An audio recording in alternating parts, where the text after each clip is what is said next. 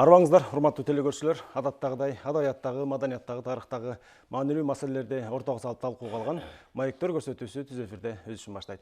Бүгүн биз өзгөчө эфир кылган турабыз. Үстүбүздөгү жылдын ушул башында кыргыз элине чалгынчы бек деген аты менен таанымал болгон атайын кызматтын подполковниги, Ооган согушунун ардагери, чалгын кызматында өзгөчө ыкмаларды жана окууларды киргизген Эркебек Абдуллаев агайыбыз тууралуу буга чейин жарык көргөн, орус тилинде жарык көргөн «Позывной Кобра» аттуу чыгармасы кыргыз тилинде жарык көрдү. Ал кишинин өмүр жолу кыргыз окурмандарына деги эле кыргыз элине табышмак. Ушул студияга келген коноктор менен, ал кишинин жакындары менен арай көз чарай ал кишинин өмүр жолуна жана ушул жарык көргөн китеби тууралуу сөз кылабыз. Студияга келген коноктор менен тааныштырайын. Менин оң жагымда Жакыпбек Абдуллаев, Кыргыз Республикасынын эмгек сиңирген дарыгери, агабыздын тууганы. Ошондой эле Кыргыз Республикасынын маданиятына эмгек сиңирген ишмер, жазуучу Кушубек Качыбеков агабыз. Ошондой эле атайын кызматтын ардагери, полковник, замандашы жана сапарлашы Нурлан Досалиев агаларыбыз келген. Агалар, студиябызга куш келипсиздер. Кыргыз баласы үчүн өлкөгө, мекенге кызмат кылуу бул каны менен, жаны менен, аң сезимине сиңген бир ушундай бир мыйзам экен. Аны кайсы доору болбосун, мейли байыркы доору болобу, азыркы доору болобу, сөзсүз түрдө мындай токтоосуз аткарган учурларын көп көрөбүз.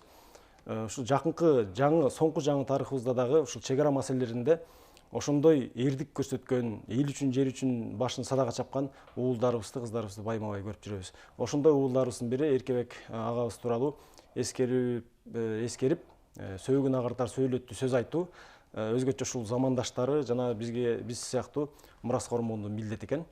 Чүдеген эле сөздү Кушубек ай сизден баштасак, Эркебек Абдуллаев деген ысым кыргыз ушул атайын кызматына, деги эле ошол Советтер Союзунун атайын кызматына кайсыл убакта кирди, эмне болуп кирип калды? Жана сиздин таанышкан жолуңуздан баштасак сөздү. Рахмат.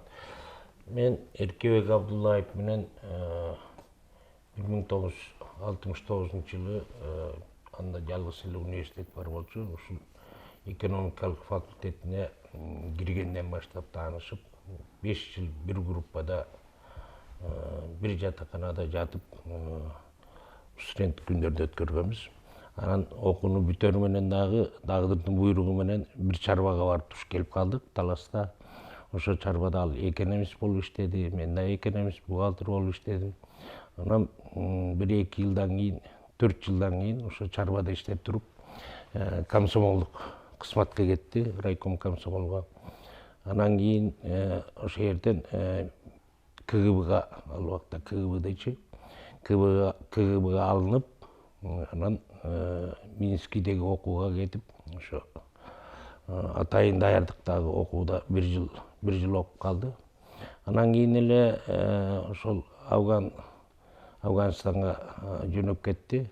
Мен эми бул Эркебек Абдуллаевдин өмүр бою дос болуп жүргөн курсташы, жакын жолдошу катары мен Эркебек Абдуллаевди ушул 1990-жылдардын ортосунда мондай «Позывной Кобра» деген китеп жазып келди. Москвадан келип, ошондо 5000 нуска менен чыккан Москвадан. Бул жерде аскердик мемуар, өзүнүн өмүр баяны, Афган жеринде жүргөн, кылган иштери боюнча чоң бүткүл, андан тышкары ушул диверсиялык иштери боюнча ошол террористтер менен, душмандар менен кантип согуш керек, ушунун баардыгын мынакей инструкция кылып туруп жазып келген да. Анан бул китеп Москвада, Россияда 3 жолу чыкты. Кийин 8000 нуска менен чыкты. Кийинки басылышы. Ооба, дагы кийин да чыкты. 15000 нуска дейт, бирок бизге колго жете элек айлы. Эми бир жаңылык, мынакей жакында эле ушул президентибиздин колдоосу менен Маданият министрлиги аркылуу ушул «Позывной Кобрасы» аскердик мемуары кыргыз тилине которулду. Чалгынчы бек деген. Бул китеп 20 жыл мурун эле которулган. Менин келиним Фарида которгон. Анан бул котормо жата берип, ошо Эркебек өзү да убагында айтты эле, азыр убагы келди элек, кийинчерээк көрөрсүңөр деп. Мен болбой эле 20 жыл мурун которуп койгонбуз да.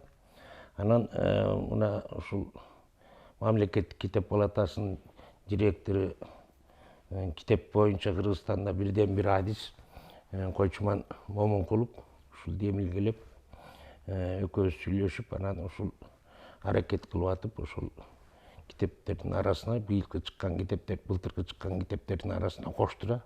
Бул эми 1000 нуска менен чыкты. Биринчи жолу Кыргызстанда кыргыз тилине которулду. Ушул жерде бул Эркебек Абдуллаевдин басып өткөн жолу баардыгы камтылган да. Мунун баардыгы ушу республикадагы китепканаларга жөнөтүлүп атат. Кудай буюрса эми муну дагы бир көбөйтүп өзүнчө чыгарганга аракет кылабыз.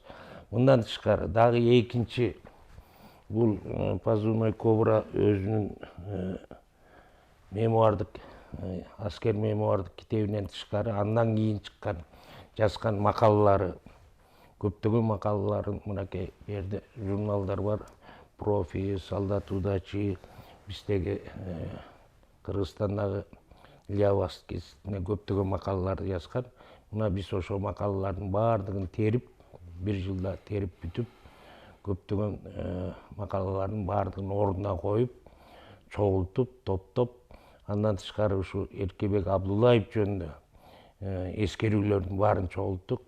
Ошо коопсуздук кызматында иштеген мына Нурландай жолдоштору, досторунан бүт баарынан эскерүүлөрүн жазып алдык. Москвадагы небир ушул коопсуздук кызматында иштеген устаттардын эскерүүлөрү баардыгы кирдира. Эми бул жерде бул Эркебек Абдуллаевдин жазып кеткен ушул баягы усулдук методикалык бүт жазмалардын баардыгы азыр дагы ачыкка чыга элек да. Баягы убагы келек. Бирок ушуну Москвада, ВСПда ал тургай чет өлкөлөрдө ушу Абдуллаевдин жазгандары боюнча окутулат да, атайын кызматтар. Жакшы. Жакпайга сөздү сизден угуп алсак, деги эле ушул мындай атайын кызмат дейбизби, коопсуздук кызматта иштеген мындай карапайым калкка кызыктуу, биресе мындай окуялуу, курч окуялуу бир чыгармадай эле туюлат. Бирок дагы анын түйшүгү, анын өмүрү менен, башы менен бир боло турган бир өтө кооптуу экенин жалпы журт жакшы билсе керек. Анын ичинде ушу сиз бир тууганы катары Эркебек абабызга болгон, анын бир тууган катары эл билбеген сырларын айтып берсеңиз. Рахмат. Эркебек менден 4 жаш кичүү. Менин көзүмдө өстү. Биз жөнөкөй айылдык үй бүлөдөн чыкканбыз. Башында өзү жазып атат, жалаң айлак чаң басып ойноп жүргөнбүз деп. Ошондо Бейшеке деген таласта, Киров районунда атам мектептин директору, апам мугалим болчу. Анан биз 8 бир тууган, андан башка туугандар бир 15 киши деп бир үйлө жашайбыз деп ошондо айтып келди. Бош өстү, талаада, Кыргыздын жеринде, анан жайында жайлоого чыгарчу, туугандарга кымыз ичип, улугабыз кой багып калды эле, кой кайтарып баарын жазып атат, турмушту көрүп. Бирок башы, ою бир башкача жигит болчу да, мындай кичине ойчул, фантастикага жакыныраак. Анан Таласка шаарга көчүп кеттик, орус мектепте окусун балдарыбыз деп. Андан ошол жерден библиотекадан фантастика китептерди, приключенческий китептерди окуп алып, ошонун баарын мээсине киргизип, биз жөн эле окуп, ошону ойдон мындай экен деп койсок, ал ошонун түбүнө жетиш керек болчу да. Эмне үчүн учуп атат, эмне үчүн тиги ракеталар учуп, кантип учат, жетип алыш керек да, аягына чейин. Анан ошо максаты, орустардын арасында өстүк, максаты военный летчик болом дечи да. Анан ошого даярданып, өзүнүн фантастика менен тиги космоско чейин ой менен кетип калчу. Анан бирок военный жана комиссиядан бир жер анализин келип жетпейт деп өтпөй калат.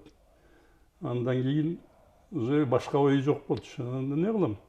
Мектепти бүткөндөн кийин ата нерсемсин айылдыксың. Биздин эле университетке кир деп атамдын айтканы боюнча эми өзү тандаган жок экономистти. Баягы эл катары эле кирип кетти да. Бирок ошол жерде жүрүп, кайра эле баягы романтика, оюндагы романтикасы бар. күрөшкө катышып, самбага катышып, жүдөчү элек самбага катышып, анан самолеттон учуп эмеге парашюттан секирип, ошондой бир баары бир тиги асманга жакыныраак болсом дейт да. Анан бирок жөнөкөй турмуш, университетти бүтүп айылга Таластын башында Каракол деген макталган колхоз бар болчу, орден алган. Ошол жерге барып кушам менен бирге иштеп калышты. Экономист, бухгалтер. Айлык эсептейм дейт. Анан бирок бул баарын четко жүргөн жигит да. Ошо айлыктын ар бир тыйынын калтырбай, сол жакка кетирбей күрөшүп атып ошону такай эмечи берчү экен да. Анан бир-эки жерин нарушение кылыптыр. Айла жоктон ошону айтып берген, жазыптыр. Анан ою баары бир мечта бар да. Анан тиги Таласта ошол убакта КГБнын бөлүгү бар болчу.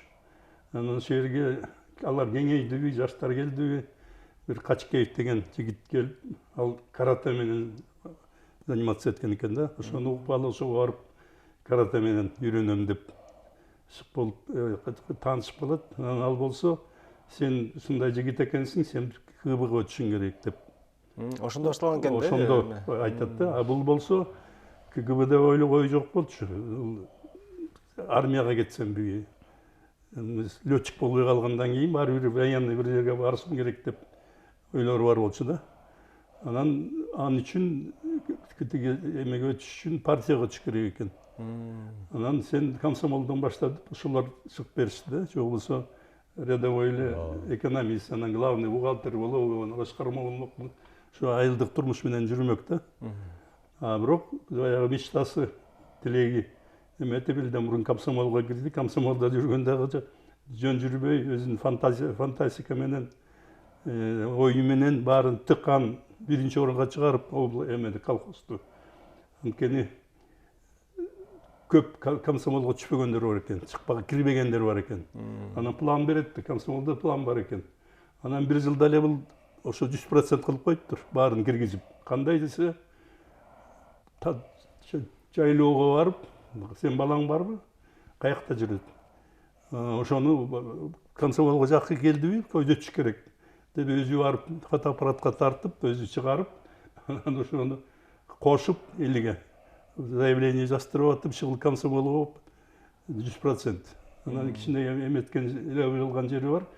Үйдө жоктор мигрант деп коебузбу азыр? Шаарга Бишкекке кетип калган балдардын сүрөттөрүн алып, ошону тартып комсомольский билетке эми айтса болот секретин чаптап, анан комсомолго заочно өткөрүп коюптур да.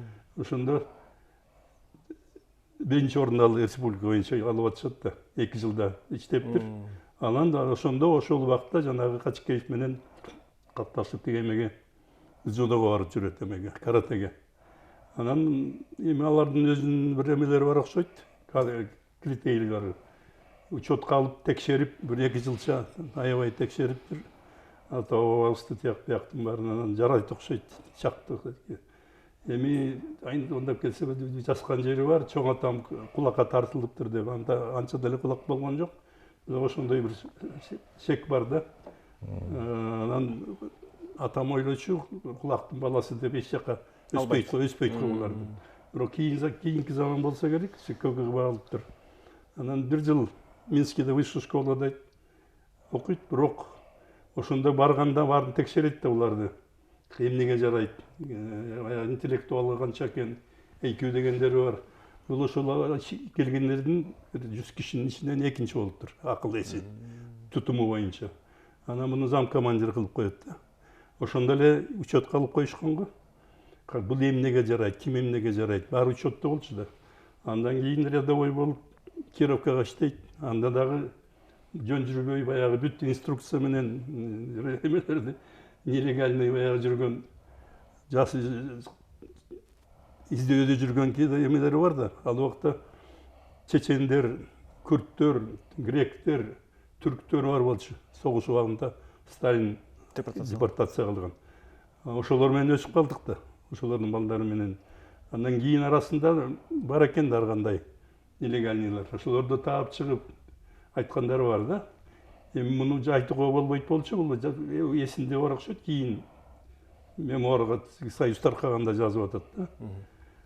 Анан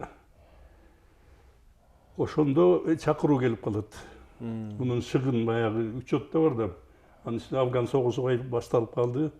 Анан мындайраак керектүү активный кишилер керек деп чакыруу келип калат. Анан учет эмеге комиссиядан өтүш керек да барыбир. КГБ, Кыргызстан КГБсынан. Ошол жерден өткөндө биздеги жардам болду дейт. Эми тоже нелеге жанагы местный куркулдардын кичине хвостуна түшүп койсо керек. Ал убакта подпольный нелер бар болчу да. Ошондо жанагы луководтор деп коет, корейлер эми айдап, ошону жакшы турмушта турушчу. Бирок алар жөн тура албайт, алар бирөөгө отстёгө өтөп туруш керек чоңдорго. Андан ошо хвост жогору биринчи эмеге чейин жетиши мүмкүн да. Ошолордун куйругуна тийип калса керек. Анан буну чакырып атат, буну алып кетебиз деп атса, болуптур деп, ошондо жардам болду дейт. Тамашалап айтканы. Москвага кетип калат да. Андан кийин уже таланттар чыга баштады. Рахмат. Дагы жүрүшүндө, көрсөтүнүшүндө беребиз үй-бүлөлүк маселелерди. Нурлан ага, сөздү сизден улайлы. Сиз Эркебек агабыз менен болгон мамилеңиз, катышыңыз, байланышыңыз, өзүңүздүн кесиптик жагыңыздан, анан адамдык ушул мамилелериңиз тууралуу айтсаңыз. Рахмат. Негизи Бек байке менен мен эң биринчи 1992-жылы кезиктирмин. Ал убакта мен Бишкекте жаңыдан келип, Памирден келип, Афганистан чегарасынан.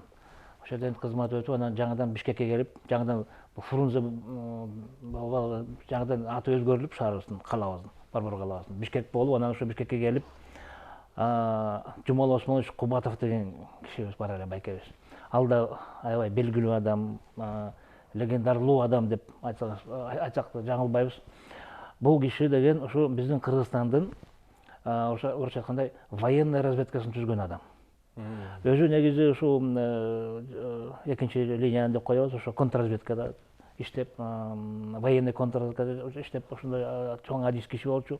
Германиядан иштеп, башка чет мамлекетте иштеп, анан ошо союз ураганда ошо Кыргызстанга келип, биякта ошо Кыргызстандын жаңы эгемендүү болуп келаткан жолдо ошо күч органдарын түзгөнгө жардам берип, Министерство обороны ошо военный разведкасын түзүп, анан ошо иштеп, мени кезип калып, мага сунуш берип, ошо иштеп, чогуу иштеп калган элек. Анан ошо бир күн бирде эле ошо Москвадан бир байке келди, бир киши келди. ПГУдан келди, бул байке деп, анан ошо Бек байке кирип көрөт атпайбы.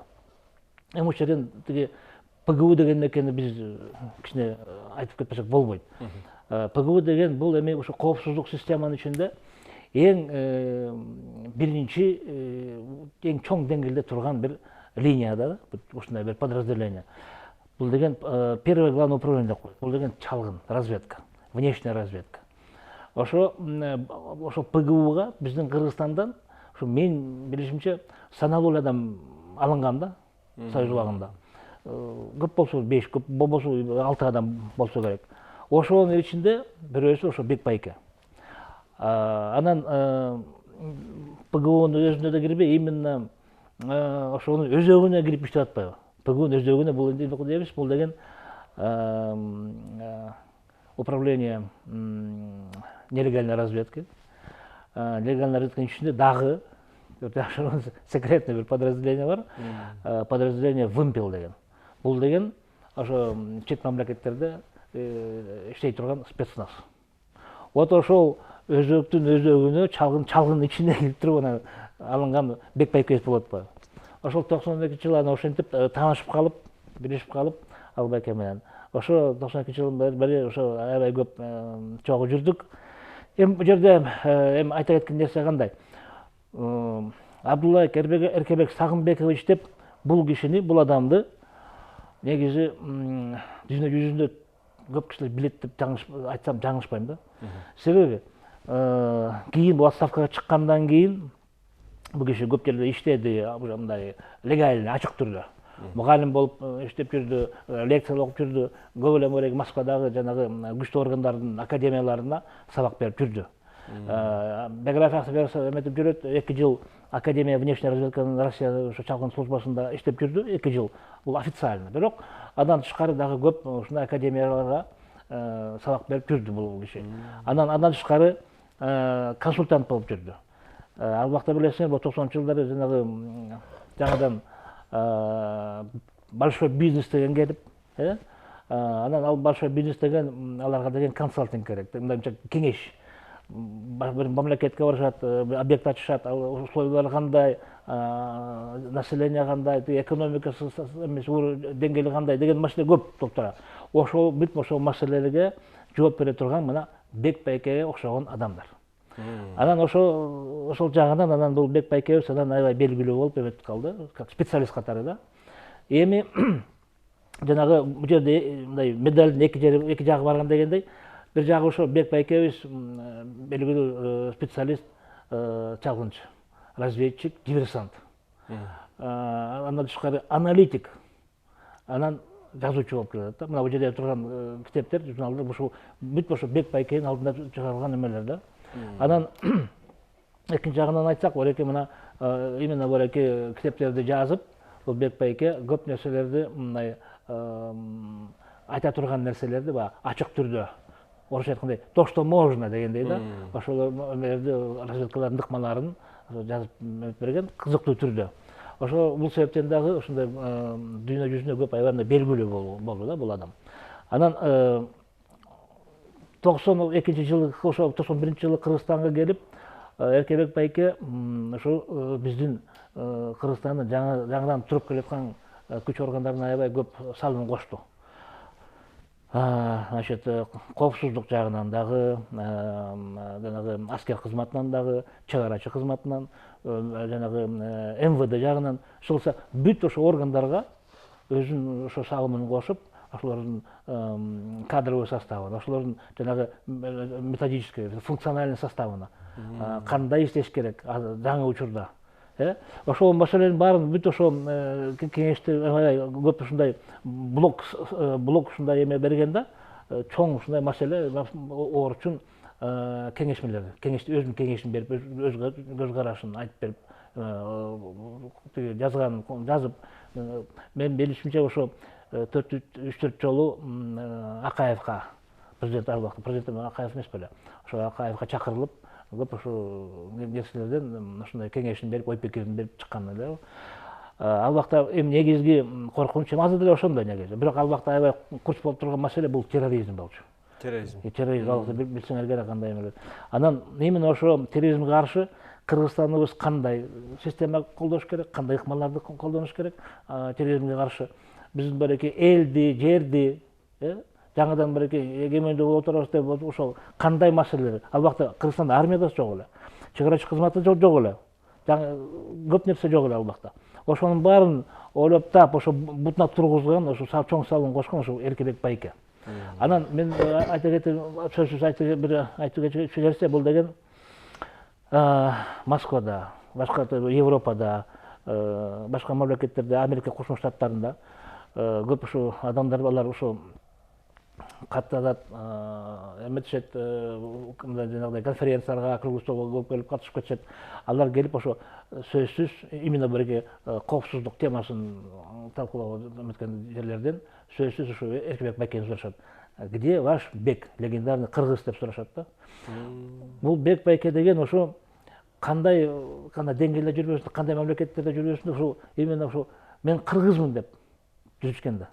Мен кыргызмын деп. Анан ошо айткандай, там где можно, я носил колпак деген да. Колпакты алып барып, ошо мен мындай приемдорго, официальный жерлерде кадимкидей кыргыздын колпагын кийип мен жүргөм, ошо кыргызмын деп ошо жүргөм деп айтат да. Анан 96-жылы ошо Бек Байкенин жардамы менен мен ошо жанагы легендарлуу айтып кетпедимби, нелегальная разведка. Ошо нелегальная разведканын СССР убагындагы начальниги генерал-майор Дроздов. Генерал-майор Дроздов Юрий Иванович деген киши бар эле, ушул адам өтүп кетти. Ошо киши менен тааныштырып, Бек байкебиз. Ортосундагыбы? Эң ортосундагы ошо генерал-майор Дроздов, мына Бек байке.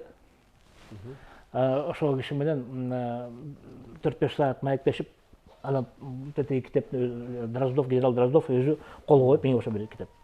Өзү кол коюп, мага дарсы надпись коюп, мага берген эле да. Бул генерал Дроздов ал убакта Намакон деген аналитический центр, ошо начальник эле.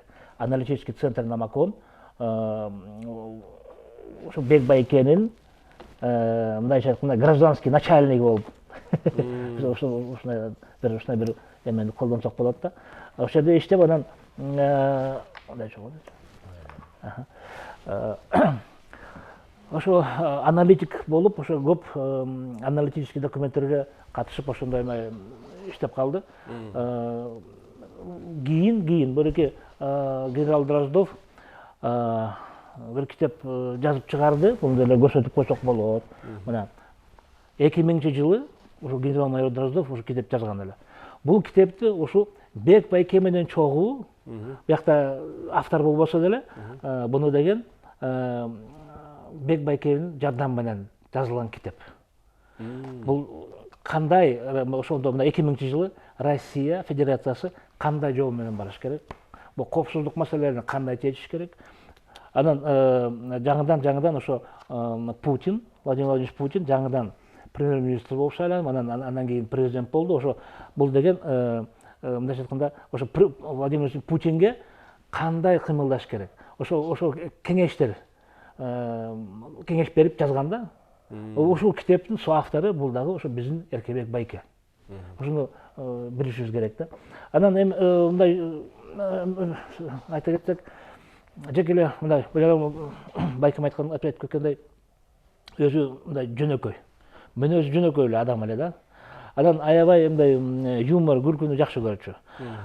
Тиги бир орус ветеран бар, байке. Ал ошо Бек байке менен чогуу Афганистанда жүрдү, 3 командировка, анан дагы башка мамлекетте барып жүргөн киши мындай айтканда, вот даже если у него будет пуля свистеть над головой, он будет шутить деген да. Анан Бек байке ушундай, ал өзүнчө хохма деп койчу. Ой, мен хохма айтып атам, мындай хохма деп, күлдүргөн нерселерди. Ушундай аябай элди күлдүрүп эметип сүйлөчү да, ошентип. Анан Кыргызстанды кайда жүрбөсүн, ошо Кыргызстанды аябай жакшы көрчү. Биздин жерибиз, биздин мамлекет эгемендүү болду. Өзүнүн үй бүлөсүн, кыздарын аябай жакшы көрчү. Ошол убакта эле заочно мен уже Кушан байкени таанычумун. Мен ушундай досум бар Кыргызстанда. Айтчы да. Чогуу окуганбыз. Ошондой экономист, мен биринчи кесибим экономистмин. Кушан деген бир байке досум бар деп ушинтип бул байкени айтып эметчү. Заочно уже таанычумун да. Анан ошо жөнөкөйлүк, ушундай бир эмелерди окуп калчумун. Орус кишилер, мисалы, этого разведчика послушаешь, даже не подумаешь, что он разведчик, деп айтышы да. Вот он как настоящий кыргыз, он может часами рассказывать, как надо делать бешбармак, как надо мясо варить деп. Ошо мисалы аябай сонун бышырчу Бек байкечи. Устуккандап, өзү эметип, сорпосунан, ошо жандагы келген кесиптештерин ошондоп эметип алат. Дайыма мен барып калдым, мени сурайт. Ошо азыр Бек байкең жок дегенде сен бизге бир ошо кыргызский бешбармак жасап берсең болобу деп айтышат да. Мен ошо аябай суктанам, аябай ошо эметем да, баалайм бул кишини. Ушунча тетиги чет жерде жүрсө да, тоо таштын арасында жүрсө дагы, жердин четинде жүрсө дагы бул киши кыргызчылыгын унутпаган киши. Бул өзүн ошо кыргыз деген наамды бул аябай бийик көтөргөн киши эле. Мына бареки мына байкем Красмон эме көрсөтөт, бареки Россияда жүрүп, бареки Арман деген альманахты чыгарган да. Бул Кыргызстандын тарыхы боюнча, Кыргызстандын бареки кандай белгилүү даталар, белгилүү вехалар деп койсок болот, тарыхта кандай болгон, ошолор бүт ошо баарын жазып, өзү эметип, изилдеп жазган нерселер да. Мисалы, ошо 2001-жылы ушундай бир кызык бир эмени таап чыкты архивден, ошо Москвада архивдерде жүрүп атып, Александр Невский деген бир князь бар эмес беле, көрсө ошо Александр Невскийди тиги согушарда, немецкий рыцарьлар менен согушуп атканда 3 кол аскери бар эле. Анын негизги засадный полк деп коет орусча. Ошо негизги эң чоң кол, засада отурган аскерлердин колдору ошо жалаң ошо кыргыздар экен да ал убакта. Ошол убактагы кыргыздар. Ошо кыргыздар анан баары тең атчан, анан ошо керек учурда ошо чыгып, анан берки талкалаганда жол душмандарды.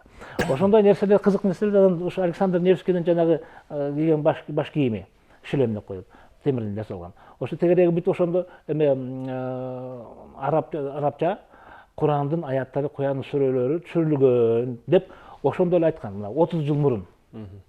Биз ошол убакта таң калып, кандай бул? Бул такыр эле киши укпаган нерселер да. Ошо да. Эми билип атпайбыз бул нерсе. Эми азыр мына чыгып атат интернетте. Ошол маселелерди Бекбайке ошондой эле айтып өмөтүп жүргөн да. Жакшы. Кушу агай, биз мына быйыл жуманын аягында 15 февраль оогандан баягы чектелүү контингенттин чыккан 37 жыл болот экен. Ошого да туштап бул кишинин өмүр жолундагы эң бир триумф учурлары ошол ооган жергесинде өтүп, советтик аскерлердин кайсы бир деңгээлде ошол жакта татыктуу кызмат кылышына да чоң салым кошконун айтып отурабыз да. Ал кишинин оогандагы окуялары, ооганда көрсөткөн ушул Советтер Союзуна көрсөткөн салымы тууралуу сөз болсо. Жакшы болот. Бул Афганистандагы оогандагы жүргөнү боюнча ошол өзүнүн аскердик мемуарында аябай ар бир деталына чейин жазып чыккан да. Анан бул жерде ал жанагы Ооганстанда согуш министри болгон генерал достум бар эле го. Мына ушул киши менен аябай достук мамиледе болуп, ошонун баягы жоокерлерин даярдап, аскерге даярдап, ошол жерде көп кызматташкан экен. Андан тышкары жанагы душмандардын курал жарак сакталган кампаларын жардырганы боюнча жазылгандары бар. Бул өзү ойлоп чыгарып, жанагы жарылгыч заттарды кандай кылып жардырыш керек. Сөзсүз эле мина эмес, Самындан дагы болгон бир күрт менен, самын менен жасап жок жерден ойлоп табуулары аябай көп экен да. Эми ал жерде жүргөндө жана Нурлан айтып кетпедиби? Мен бул Абдуллаев Эркебектин биография катары бүткүл жазгандарын, макалаларын бүт мына Москвадан бери журналдарды алдырып бүт сыдырып окуп чыгып баарын топтодук да. Анан ошол жерде мен ушул Афган согушунда эң баатырлык кылган жоокерлер аябай көп экен. Баягы Эркебектин тирүүгесинде ушуларды айтып калчу, досторун баатырлык кылган кыргыз балдар кыйын деп. Ошонун бири жана Нурлан айткандай Жумалы Кубатов болгон экен да. Мен Жумалы Кубатов ошол Афганистандагы Бадахшанда көптөгөн иштерди аткарып, мына нарында да иштеп калып, нарында бир союз боюнча таптырбай жүргөн чоң резидент шпиондук кармаган экен да. Мына ошол эмгеги үчүн аны Андроповдун ардак медал ардак грамотасы менен сыйлантыр. Андан бөлөк баатырлык иштери көп экен. Эми ушул Жумалы Кубатовду мына Эркебекте жазып атат. Советтер Союзунун баатырлыгын бериш керек деп жазыптыр. Мына ошол баягы сунуштама кеткен экен, бирок белгисиз себептерден берилбей калган. Дагы бир Афган согушунун баатыры бар, Советтер Союзунун баатырлыгына көрсөтүлүп адалбай калган. Ал ошол Афганистандагы авиация полктун командири Болот Мамбеталиев деген болгон. Мен жакын илдерим болот. Мына дагы ошол көптөгөн эрдиктер кылып, анын башына душмандар канча бир 100 000 деген доллар сайышкан да. Бирок бир дагы жоокерин баягы өлүмгө учуратпай, полкту аман эсен алып келген экен. Мына ушундай баатырлар көп экен да. Мен баягы убагында Эркебек айтып отурса, мындай ишенбей ишенип, ал тургай тиги генерал достум менен мен тамашалабасмын десем, ошо бир рация алып келип, анда сотка жок. Генерал достум менен Москвада жүргөндө сүйлөштүрүп калды. Эми баягы өзбекче сүйлейт экен, мындай бири-бирибизди жакшы түшүнүшпөй, учурашып койдук. Анан ал кишиден дагы ушул достумду көп айтчу эле да. Мен ушул интервью алгайын деп Ташкентке барсам, Ташкентте турган экен, Түркияга көчүп кетиптир. Ушу менен азыр байланыш аракет кылып атабыз. Ал киши да ушул Абдуллаев жөнүндө көптөгөн маалыматтарды билет да. Эми бул киши дөша дүйнөлүк чалгынчылар менен иштешип, ошолордун шакирти болгон да. Жана Судоплатов деген атактуу Савинцов, Савинков. Мынакей булар жанагы Троцкийди Старинов. Старинов. Жанагы Троцкийди жок кылган, Мексикага барып. Судоплатов. Ушундай эң дүйнөдөгү мыкты чалгынчылар менен чогуу жүрүп, алардын кеңешин угуп, ушуларды айтып отурчу эле да мага келгенде Кыргызстанга. Анан мен деле ошондо маани бербептирмин. Анан кийин жазгандарын окуп алып, аябай таң калдым да. Эми Кудай буйруса ошол топтомдорун, мына эскерүүлөрдү, интервьюлар укмуш көп да. Кыргызстандагы бүт эле кеч журналдар жазып интервью алган экен. Ошонун баарын бир жыйнак кылдык. Эми баягы аргас жакка кат жаздык, эми ушул бир көлөмдүү бир 700 беттик китеп болгон турат. Каражат жогунан токтоп турат. Муну эми ошол колго алгап, мунун маанисин, бул китептин маанисин азырынча түшүнүшпөй атабы деп ойлоп кетем да. Кыргыз коопсуздук тармагына деги эле күч түзүмдөрүнүн мындан аркыдагы өзгөчө азыр ушул заман укмуш болуп турган учуру, батыш чыгыш түндүк түштүк илимдин да өнүккөн учуру, жасалма интеллекттер чыгып аткан учурунда коопсуздук маселеси андан дагы 2 эсе 3 эсе кайра каралып чыгууга тийиш учурда да. Анан бул кишинин ыкмалары жөнүндө суроо бергим келди да. Бул киши киргизген ыкмалар, усулдар азыркыга чейин колдонулабы? Ооба, бул Москвада, Россияда, Германияда, ал тургай Америкада дагы ушул Эркебек Абдуллаевдин ыкмаларын окутат экен да. Мына эми бул киши ошол эгемендүүлүк алгандан кийин эле баягы жүрөгүм Кыргызстан, мекеним Кыргызстан деп бияка келип, ошол убакта президент Акаевка канча жолу кирип, жанагы улуттук гвардияны түзгөндө өзү катышкан да. Орузбаев, Кубанычбек бекен, ошол экөө чогуу отурушуп, көлгө барышып, ошо резиденцияда жатышып, ошо улуттук гвардиянын бүт жоболорун иштеп чыгышкан. Андан бөлөк баягы улуттук концепция, аскердик доктрина бүт баарын ушу Москвада маңдай тери менен күнү түнү отуруп жазып алып келген да. Эми биздикилер ошого анча маани бербеген дейди ошо 90-жылдары. Ал тургай тиги неме Баткен согушунда дагы 2000-жылдары барып, ошо Аскатоодо, андан мурун 90-жылдары барып, ошол Ош областындагы милиция отрядтарынан курамын чогултуп алып, тоолордо кантип согуш керек. Мына ушунун баардыгын жанагы аттарга, эшектерге курал жаракты жүктөп алып, тоолорго барган мына ошого катышкан күбөлөрдүн баардыгы мага жазып беришти. Мына бизди ушинтип тоолорго машыктырган деп. Эми ошол убакта ушу Тажикстанды баягы граждандык согуш болуп атканда дагы ошол жакка келип суранса да муну жиберишпей коет да. Бул анан айласын таап, ООНдун атынан барат эксперт катары. Тажикстанга ошо ООНдун атынан эксперт катары барат. Ошол жерде дагы Эрик Асаналиев деген элчи жардам берген экен. Анан жана Жумалы Кубатов. Ошо Великс клуб мынакей көстүрүүгө ошол үчөө барышып, анан ошол Тажикстандагы жанагы тынчтыкка чоң салым кошкон экен. Жакпайга коркунучу суроолордон болсун, ал кишинин үй бүлөсү тууралуу, өзүнүн тилектери, кыялдары, эми көп кыялын ашырганын көрүп атабыз. Андан сырткары ушул өзү тууралуу дагы кошумча менен айтсаңыз. Башында аларда жазып атат, студент кезинде Женпет деген бар болчу. Ошол жерде бир эмеге барып калды. Спартакиада бирдеме болгон го. Анан волейбол ойноп аткан кыздардын арасынан бир шыңгайлуу кызды жактырып калат. Сураса таластык дейт. Анан атасы кыргыз, апасы орус экен. ошону Надежда деп сүйүп калды ошого. Анан таанышып кийин ошону үйлөндү да. Анан 2 кызтуу болду, эркеги жок болду. Кыздары деле боевой өстүрүп, кыздарынан парашюттан секирип, танкыга отургузуп, чыгылып, эркек баладай болсун. Характери да жакшы, эми кыздар өзүнчө неберелери бар, Москвада калышты.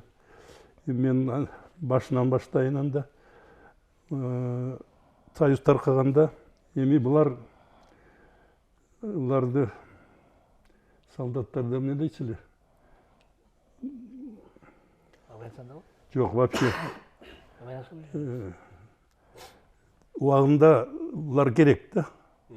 Баягы согушка тиякпай каны керек болот. Тажрыйбасы керек болот. Баарын берет, согушат, өлөт, же тирүү калат. Андан кийин пенсияга кеткенде кереги жок болуп калат да. Союз таркап кетти. Вымпел деген биринчи Андропов деген особый группа экен. Ошого бүт союздан тандап атып, тандалган кишилер болчу. Анан ошондо Афганга барып, биринчи барганда инструктор катары. Андан кийин 1 жылдан кийин келсе кайра чакырышат. Кайра экинчи командировкага барат. Анда кичине чоңураак баягы бригадный эмелер менен иштешип. Андан кийин эми болуп, алар инструктор болсо, кийин советник болуп келди на высшем уровне. Семьясы менен кел деп, квартира берип, аялы менен барат. Аялында кичине даярдык, пистолет атканды үйрөн, керегинде күн ичинде бирөөлөр келип калса деп. Кереги тиет деп пистолет аттырып, анан барып квартира берип, анан кийин иштеп атканда советник.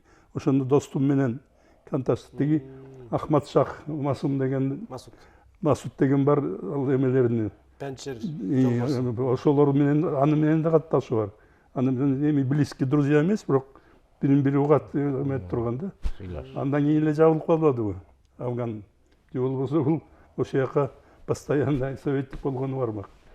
Анан союз таркагандан кийин бул жанагы бир чоң компанияга консультант болуп иштеп, жанагы морской эмелер боюнча чоң эме. Бирок ал менин ишим эмес дейт да. Же болбосо ошондо иштегенде служба безопасности миллиардный компания. Дүйнө боюнча азыр жүрүп атпайбы танкерлер, Путиндин танкерлери аты жок. Ошолор каерде жүрөт, кандайча иштеш керек, ошону контролдоп өткөн компанияга иштеген экен, бирок кийин кетип калды, жакпай. Же болбосо аны менен жүрсө азыр миллионер болмок да. Бул өзүн өзү иштеп таппайт да. Баягы убагында жардам болду, андан кийин иши жок калды да. Анан тиги консультант болду. Эти солдат удачи деген американский журнал. Ошого консультант болуп. Андан өстөр ачты. Вымпел деген тиги намакомнасында альманах Вымпел Арман деген. Эми ал разовый да. Китеп чыгарат деген эмне, анан кийин постоянно эмеси жок. Анан деген мен болуп калган, мен Кыргызстанга барышым керек деп. Анан эмеге барат. Посольствого барып, как раз ошондо сенге чогулган экен. Посольствода посол ким эле, представитель ошол жакта. Ага кирет, Акаевка жолуктурчу деп. Анан убактысы жок. Эртең жолугат встреча, убактысы эбете албайт. Ага 5 мүнөткө эле. Десе анан кийин Нанаев болчу. Анан алып тур деп айтыптыр, ушундай спецслужбада секретный бир чалгынчы бар экен. 5 мүнөткө деп. Анан кир дептир. Анан кирсе биягында китеп кагаздар турат дейт, олтура. Ой, убактым жок жигит, эмне керек бар эле деп. Анан ушунун баарын дейт. Тиги качан окуп бүтөсүз, окуй албайсыз. Булардын баарын выжимка керек сизге. Ар бир специалист, ар бир министерство өзүнүн бир кишисин коюп, суткада бир Кыргызстанда эмне болду, баарын бир кагазга жазып берсе, эртең менен карап туруп, компьютерде, мейси ал убакта компьютер жок кезде. Ошондой болуш керек. Рахмат агай. Деп кое туруп. Вактыбыз бүтүп калды. Жигит албасаңыз. Анан Акаев заинтересовался, аны Кыргызстанга чакырат да. Анан ошондо келип, 2 ай Чолпон Атада жанагы служба безопасности эмени Кыргызстандын конституциясы эмес, безопасность эмне деп коет, Коопсуздукту түзгөн экен. коопсуздук боюнча баарын жазды, гвардияны жазган. Рахмат. Ыраазычылык билдиребиз агалар, ишиңиздерге ийгилик болсун. Агабыздын сөөгүн агыртар сөйлөтүүсү үчүн ыраазычылык билдиребиз. Урматтуу телекөрүүчүлөр, бүгүн биз кызыктуу эфирде ушундай жакшы сөздөр менен жыйынтыктайбыз. Келерки эфирден кездешкенче аман туруңуздар.